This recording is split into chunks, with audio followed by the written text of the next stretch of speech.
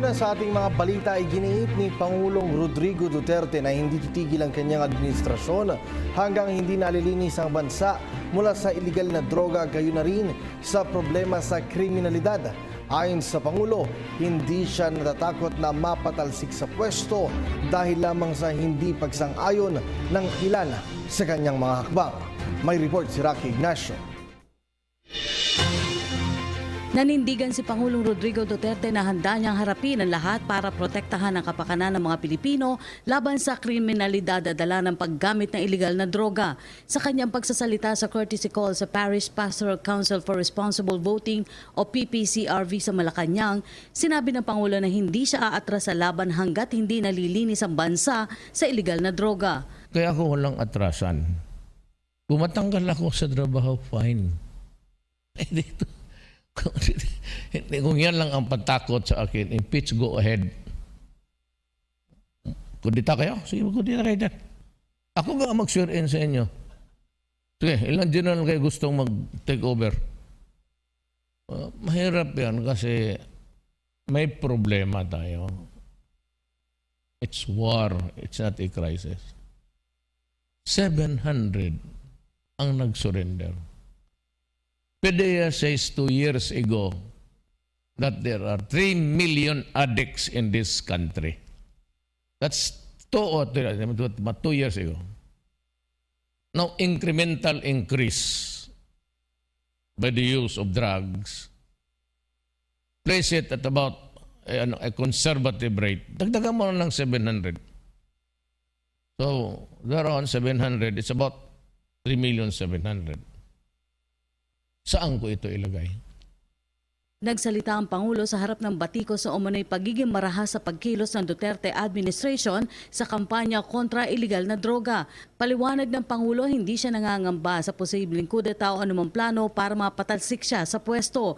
Giit nito, inihalal siya ng 15 milyong Pilipino na humihingi ng kaayusan at kaligtasan dahil sa masamang epekto ng droga. I am willing to accept the consequences. I assume for responsibility at okay lang sa akin. Whatever happens, when I'm the president now, I'd like to repeat it to you again. Itong problema ng bayan, especially drugs, I'm putting at stake my honor, my life, and the presidency. Kung matanggal ako dito, fine. Wala naman akong dyan sa ayaw ko nga tumakbo eh. O di sige, mag-uwi na ako sa amin. Military kudeta, you want to make a stage a kudeta, fine. Tawagan ninyo ako. Ako ang mag-swear sa inyo yan. Ladies and gentlemen, the military would like to take over the country. Inatasan rin ng Pangulo ang lahat ng barangay officials sa tungkulin nilang i-monitor ang galaw ng mga kabataan na posibleng malulong sa droga. Ayon sa Pangulo, kailangan ng tiyak na pagkilos dahil sa pagkakaroon ng 3 milyong drug addicts sa bansa.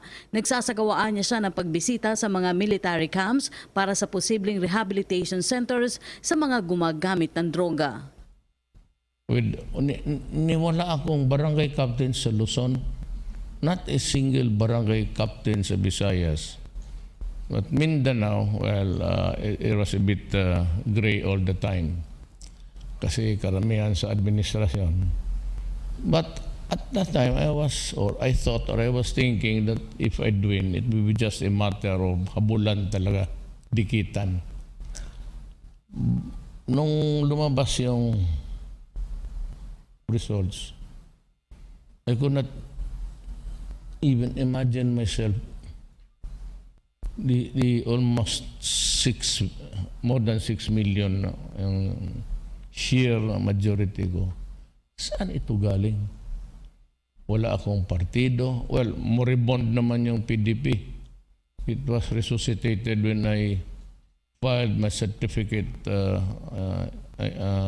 under the wings. So I thought that there has to be a message for this. Kumara mga 100, 150, sabi ko man. Pero with the 6 million until now, anong gusto ng tao? Well, anyway, I am not beholden to anybody. So, anak lang ako ng migrant sa Mindanao. Mahirap lang po ako. Ang nanay ko, maestra lang. All the way, ang nagtulong sa akin, yung mga taga Davao lang rin na may pera. But kung sabihin mo dito mga contributions, wala. Wala ako. Kasi kung may magdating, babiyahe ako. Kung walang magdating pera, standby lang ako sa Davao. But that kind of message from the people is 6 million plus. 15 million all in all. Huwag na natin bilangin yung margin ko lang. May hinihingi yan. Ang hinihingi lang nila is, kagaya ko rin. That's all that I'm asking is buhay na mapayapa na tama. Para sa PTV News, ito si Rocky Ignacio. Ako po si Cathy San Gabriel. Subscribe na sa PTV YouTube channel. I-click lang po ang subscribe button.